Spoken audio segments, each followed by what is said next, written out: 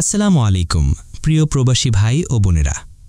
আপনি যদি বর্তমানে সৌদি আরব থেকে ছুটিতে বাংলাদেশে আসার পরিকল্পনা করে থাকেন, এই সংবাদটি আপনার জন্য অত্যন্ত গুরুত্বপূর্ণ। যারা ইতোমধ্যে টিকিট কেটে ফেলেছেন কিংবা যাত্রার প্রস্তুতি নিচ্ছেন, তাদের জন্য এটি এক ধরনের সতর্কবার্তা।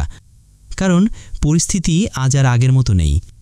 মধ্যপ্রাচ্যের আকাশ এখন শুধু গরম নয়, ঘোলাটে, বিপজ্জনক এবং ভীষণ অনিশ্চিত।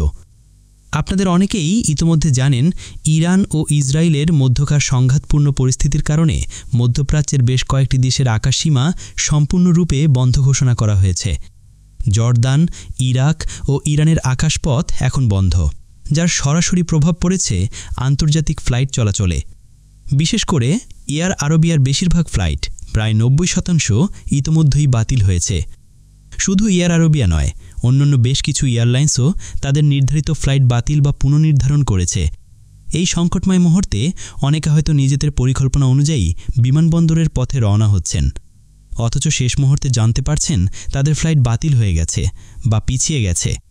এটা একেবারে ভয়াবহ এক পরিস্থিতি, বিশেষ করে যারা অনেক স্বপ্ন ও প্রস্তুতি নিয়ে বাড়ির পথে রওনা দিতে চাচ্ছেন তাদের জন্য। প্রিয় ভাই ও বোনেরা, এই মুহূর্তে কোনোভাবেই ঝুঁকি নেবেন না। ফ্লাইটের তারিখ থাকলেই ব্যাগ গুছিয়ে সরাসরি এয়ারপোর্টে চলে যাওয়া একেবারে বুদ্ধিমানের কাজ হবে না।